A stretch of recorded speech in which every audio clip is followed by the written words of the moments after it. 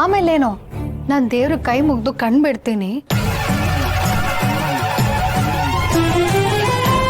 ಉಂಡಿ ಮೇಲೆ ನನ್ನ ಕಣ್ಮುಂದೆ ಅದೇ ಬ್ಯಾಗು. ನಂಬಕ್ಕೆ ಆಗ್ಲಿಲ್ಲ ಗೊತ್ತಾ? ಆದ್ರೆ ನಾನ್ ನಂಬ್ತೀನಿ ಪಾರು, ನಾನ್ ನಂಬ್ತೀನಿ.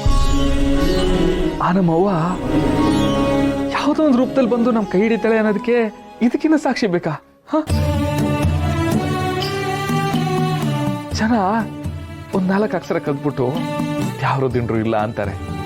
ಆದ್ರೆ ಆ ಜನರಿಗೆ ಏನ್ ಗೊತ್ತು, ಯಾರು ಇರೋದಕ್ಕೆ ಅಲ್ವಾ ಅವನ ಇಲ್ವಾ ಅನ್ನೋ ವಾದ ನಡೆಯೋದು.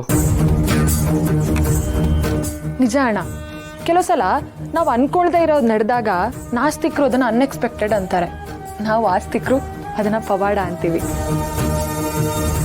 ಆದ್ರೂ ಈ ಅನ್ಎಕ್ಸ್ಪೆಕ್ಟೆಡ್ ಪವಾಡಗಳಿಗೆ ನಮ್ಮನ್ನ ಮೀರಿದೊಂದು ಶಕ್ತಿ ಇದೆ ಅಂತ ನಿಮ್ಗೆ ಅನ್ಸಲ್ವಾ?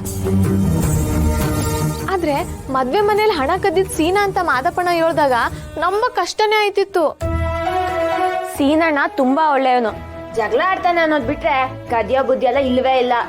ಕೊಸೆ, ನಮ್ ಮಾದಪ್ಪನ ಮಗ ನಮ್ ಸೀನಾ ಹೊಸಿ ಬೇಜವಾಬ್ದಾರಿ ಬಿಟ್ರೆ ಈ ತರ ಕೆಟ್ಟ ಬುದ್ಧಿ ಎಲ್ಲ ಅವನಿಗಿಲ್ಲ.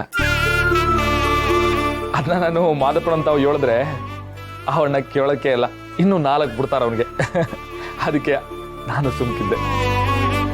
ಆದ್ರೂ ನನಗೊಂದು ಡೌಟು, ಮದ್ವೆ ಮನೇಲಿ ಕಳ್ದೋಗಿದ್ ಬ್ಯಾಗು ದೇವಸ್ಥಾನದಲ್ಲಿ ಸಿಕ್ತು ಅಂದ್ರೆ ಈ ಕತ್ತಿರೋರ್ಗೆ ಗಿಲ್ಟ್ ಫೀಲ್ ಬಂದು ವಾಪಸ್ ತಂದಿಟ್ಟಿರ್ಬೋದಾ? ಅಥವಾ ಆ ಮಾಕಾಳವನೇ ಅವ್ರಿಗೆ ಗಿಲ್ಟ್ ಫೀಲ್ ಬರೋ ಥರ ಮಾಡಿ ವಾಪಸ್ ಕೊಡ್ಸಿರ್ಬೋದಾ? ಚಾನ್ಸಸ್ ಇದೆ ಅದಕ್ಕೆ.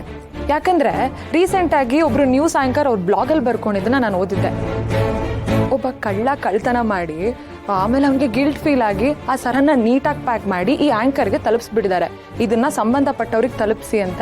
ಹಾಗೆ ಕೆಟ್ಟ ಸಂದರ್ಭದಲ್ಲಿ ಅನಿವಾರ್ಯಕ್ಕೆ ಕಳ್ತನ ಮಾಡಿ ಆಮೇಲೆ ಅದ್ರ ಪಶ್ಚಾತ್ತಾಪ ಆಗಿ ವಾಪಸ್ ತಂದು ಕೊಟ್ಟಿರ್ಬೋದು. ಸುಮ್ನೆ ಇವಾಗ ಏನೇನೋ ಯೋಚನೆ ಮಾಡ್ಕೊಂಡಿರೋದು ವೇಸ್ಟ್. ನಮ್ಮನೆ ನಮಗ್ ಸಿಕ್ಕಾಯ್ತಲ್ಲ ಅಷ್ಟೇ ಸಾಕು. ಜೊತೆಗೆ ಸಾಲನೂ ತೀರ್ತು. ಮನೆ ಪತ್ರ ಅಣ್ಣನ ಕೈಗೆ ವಾಪಸ್ಸು ಬಂತು. ಹೌದು ಕಣವ, ಇದಕ್ಕೆಲ್ಲ ಕಾರಣ ಆ ನಮ್ಮವ್ವ, ನಮ್ ಗ್ರಾಮ ದೇವತೆ. ಅವಳಿಗೆ ಭಕ್ತಿಯಿಂದ ಕೈ ಮುಗ್ದು ದೀಪ ಹಚ್ಬೇಕು. ಬರವ.